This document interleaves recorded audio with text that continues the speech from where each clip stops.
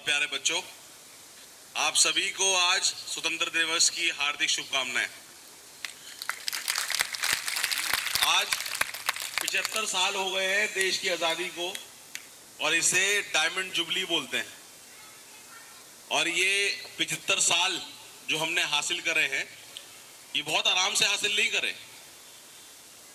बड़ी कुर्बानियां दी गई हैं हमारे लोगों ने, हमारे बड़ों ने बड़े संघर्ष से गुजरे हैं। आपकी तरह ही, आप बच्चियों की तरह ही एक यहाँ की हमारी हौसले वाली एक औरत थी जिन्होंने शुरू करी थी लड़ाई। उनका नाम था रानी लक्ष्मीबाई। और रानी लक्ष्मीबाई जब अपनी जंग में लड़ाई कर रही थी तो जब देखा कि अंग्रेज ज्यादा हावी हो रहे हैं तो निकलने लगी, तो वहां पे 2 घोड़े जाते हुए दिखे। एक राइटर अंग्रेज है, वो लिखता है कि 2 घोड़े जाते हुए दिखे और दोनों में अलग अलग घुड़सवार थी, दोनों औरतें थी। तो दोनों एक साथ नीचे गिरी गोली लगते हुए।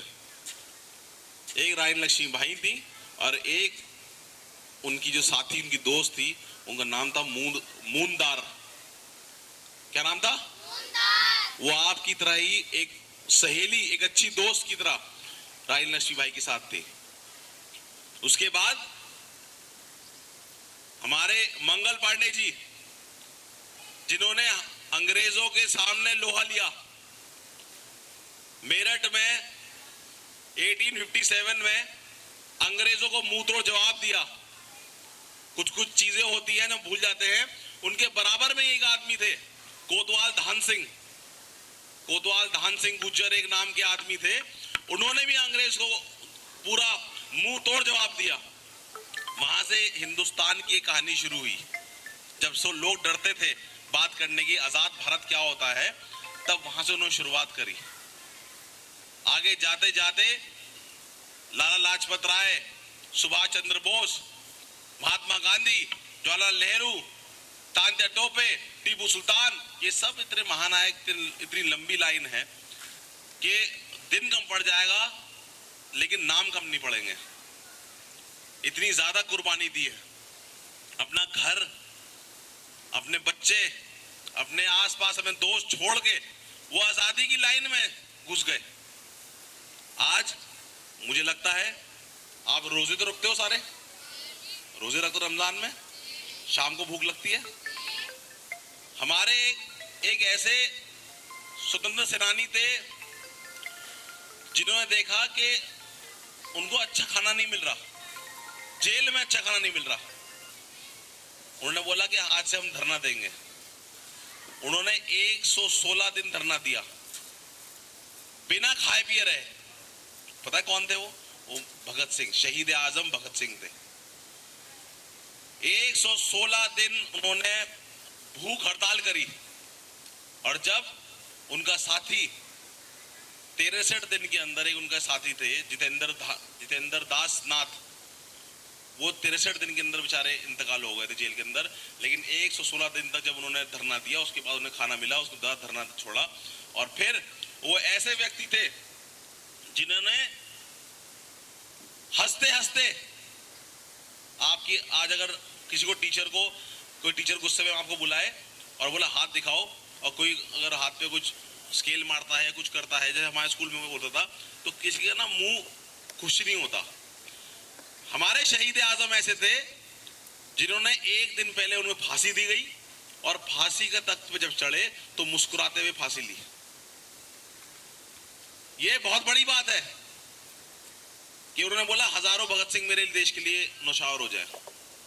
आज हम आजाद बैठे हुए हैं ऐसी ही महानायक, ऐसी शख्सियत के लिए कि 75 साल उन्होंने हमें आजाद भारत के दिए।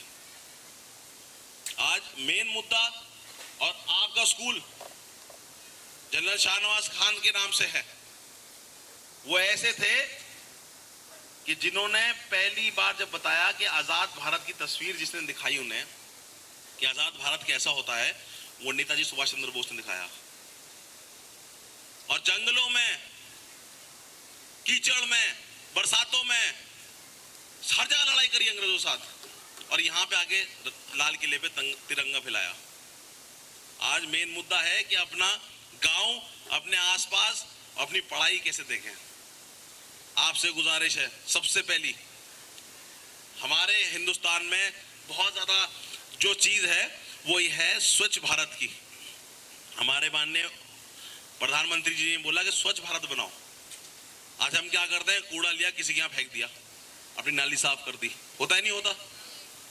कूड़े को कूड़ेदान में फेंके, वहां से अगर प्लास्टिक है, कुछ है, पन्नी है, अलग करें, यह आपकी जिम्मेदारी है। अगर हमने आगे कर दिया तो वो तो किसी और के घर में, किसी और ने आगे कर दिया वो किसी और के घर में।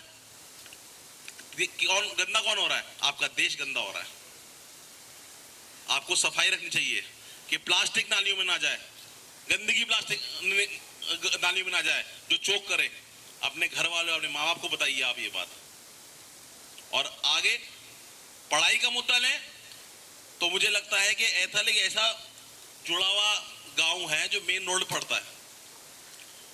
आप हैरान होंगे कि यहाँ पे ही पीछे गांव में जो रेड़ा गांव है, जो बुढ़ेड़ी है, जो यहाँ पे है, यहाँ से पुलिस में भर्ती हो रहे हैं, यहाँ से तहसीलदार बन रहे हैं।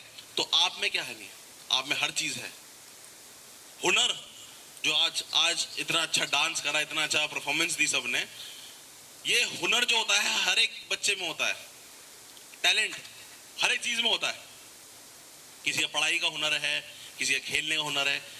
सिर्फ फर्क इतना है, किसी का छप जाता है तो किसी का छिप जाता है।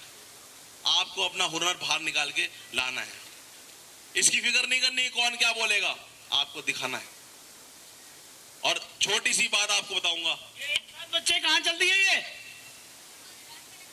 पढ़ाई के मामले में आपको ये बताऊंगा। आज 21st सेंचुरी है। 21st सेंचुरी क्या मतलब? 21वीं सदी है।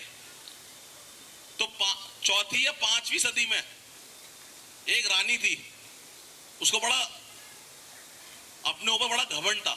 उसने बोला मैं उससे शादी करूंगी जो मुझसे ज्यादा पढ़ा लिखा हो। तो हजारों आदमी आए शादी करने के लिए, सबको भेज दिया। तो एक पंडित था, उन्होंने बोला ये बदतमीज है, इसे सबक सिखाऊंगा, इसे सबक सिखाऊंगा ऐसे कि सबसे ही बेवकूफ आदमी से शादी करवाऊंगा। तो बाहर जाते हैं तो देखते हैं जंगल में एक आदमी क्या करता है, जिस टहने में बैठा हुआ है वही टहना काट रहा है। इससे ज्यादा बेवकूफ तो कोई नहीं हो सकता। तो उसने देखा वही टहना काट रहा है, तो उसने बोला इससे शादी कराऊंगा मैं। तो पंडित जी ने बोला कि एक काम कर उस आदमी से कि तेरे सामने ना वो कुछ एक दो सवाल करेगी तो तुझे मेरे कान में बोलना है। तो रानी वहां बैठी हुई थी, पंडित जी और ये आदमी यहां बैठा हुआ था। तो रानी ने बोला अच्छा ये बताओ। रानी ने ऐसे करा, ऐसे एक। तो उस आदमी ने बोला ये मुझे उंगली कर रही, क्या बात है? उसने बोला कि मेरी आंख फोड़ने के लिए बोल रही है, तेरी आंख फोड़ दूंगी मैं। तो उसने बोला मैं तेरी दोनों आंख फोड़ दूंगा। उसने ऐसे कर दिया। तो पंडित जी के उसने कान ने बोला जी आंख फोड़ने की बात करी, मैं दोनों आंख फोड़ दूंगा इसकी। तो रानी ने बोला क्या बोल रहा है? मैंने बोला कि ईश्वर एक है। रानी ने ये बोला कि मैंने तो इशारा करा ईश्वर एक है। तो पंडित जी ने बोला कि ये बोल रहा है कि ईश्वर एक है तो उसकी पूजा करने वाले भी हैं, वो दूसरे आदमी हैं। अगर ईश्वर है तो मनुष्य है। तो रानी ने बोल दी तो बड़ी अच्छी बात बोली इसने। फिर बोला मैं दूसरा प्रश्न है। तो उसने रानी ने बोला ये। तो पंडित जी ने बोला बता कान में क्या बोल रही है? तो उसने बोला जी रैपट दिखा रही, मैं तो मुक्का दिखा दूंगा, मतलब मुक्का मार दूंगा, घुसड़ मार दूंगा। तो उसने बोला कि पंडित जी जवाब दो। तो रानी बोलती है जी मैंने बोला 5 तत्व हैं पृथ्वी के, जल, वायु, पानी, आकाश। तो पंडित जी ने बोला जी ये बोल रहा है सबको मिला के पृथ्वी बनती है। अब क्या हुआ, जब इनकी शादी हो गई तो रानी ने बोला ये तो बड़ा बेवकूफ है। रानी समझ गई ये बेवकूफ है, रानी ने भगा दिया। तो रानी ने जब भगा दिया उसे तो बार बार रानी के पास भाग रहा है, आ रहा है कि नहीं आप बड़ी अच्छी हो, मैं आपके पास आऊंगा। तो रानी ने बोला कि मेरे पीछे क्या लगा हुआ है, तू पढ़ाई के पीछे लग, तू पढ़ ले पहले। उस रानी की वजह से आज तक उनका नाम है कालिदास। आप भैया बहुत बढ़िया बात कह दी। आप वेदास उठा के देखो, आप जो भी उपनिषद हैं वो उठा के देखो, उनमें सबका जिक्र आएगा, उन्होंने लिखा हुआ है। तो कहाँ 1500 साल पहले का आदमी तक आज भी पढ़ाई के लिए शिक्षित है। और आपके हुजूर आपके नबी सल्लल्लाहु अलैहि वसल्लम जानते हैं सब, वो मक्का मदीना में थे। तो किसी ने पूछा जी पढ़ाई कितनी जरूरी है। उन्होंने बोला कि जी उस टाइम घोड़े पे जाते थे, आज तो आप साइकिल एरोप्लेन जा रहे हो, कहीं भी जाते हो। उन्होंने बोला कि अगर पढ़ाई इतनी जरूरी है कि अगर आपको चीन में जाना पड़े तो आप जाओ। उस टाइम चीन पता नहीं था कहाँ है, नाम पता था। तो पढ़ाई इतनी जरूरी है